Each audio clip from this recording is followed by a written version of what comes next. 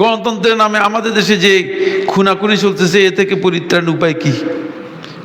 গণতন্ত্রের নামে খুনাখুনি চলছে, ডাহা মিথ্যা কথা বলেছেন। প্রশ্ন করছেন যিনি, তিনি মিথ্যা বলছেন। গণতন্ত্রের নামে খুনাখুনি চলতেছে, খুনাখুনি মানুষের আখলাকের কারণে চলতেছে। মানুষগুলো হিংস্র হয়ে গিয়েছে। এ কথা বলছে আপনার মারার সময় যে গণতন্ত্রের জন্য মারতেছি, হ্যাঁ গুলি করতেছি গণতন্ত্রের জন্য, গুলি করতেছি না। এই পুরো দেশটাই মূলত বিশাল গভীর ষড়যন্ত্রের মুখোমুখি, বুঝতে পেরেছেন? এটা গণতন্ত্রের নামে নয়। সুতরাং যিনি প্রশ্ন করেছেন, প্রশ্নকারী মানে ভুল কথা বলেছেন। গণতন্ত্রের নামে কোনো মানে খুনাখুনি হচ্ছে না। গণতন্ত্র কি খুনাখুনির নাম নাকি? গণতন্ত্রের কোথাও বলছে যে তোমরা খুন করে দেবো মানুষদেরকে?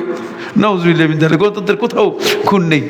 মানে এই ঢাকা ইউনিভার্সিটিতে ছাত্ররা যে মানে একজন ছাত্র আরেকজন ছাত্রকে, এই একটা ছাত্রীকে যে মানে হত্যা করে ফেলছে, এটা কি ইউনিভার্সিটি শিখেছে? হ্যাঁ, এটা কি ইউনিভার্সিটির দোষ?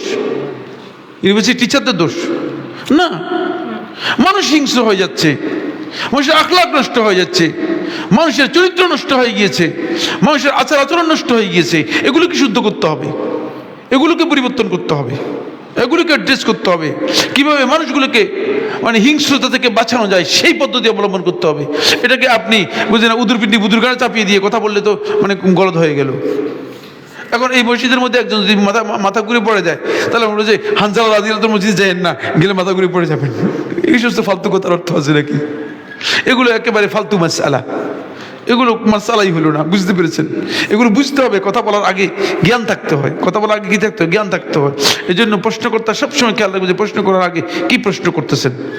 এই খুনাখুনির এই রাজনীতি, রেশারেশির এই রাজনীতি, প্রতিহিংসা জিজ্ঞাসা প্রতিশোধের এই রাজনীতি যদি বন্ধ না হয়, এই অপরাজনীতি যদি বন্ধ না হয়, তাহলে এই দেশে মানুষ একের পর এক খুন হতেই থাকবে, খুন হতেই থাকবে, খুন হতে। এমনকি আমরা ভালো মানুষও খুন হয়ে যাব। কারণ খুন যখন ব্যাপক হয়ে যাবে, তখন গুলি করার সময় আপনাকে গুলি করতে গেলে দুইজন মরে যাবে সেখানে গিয়ে, ঠিক না?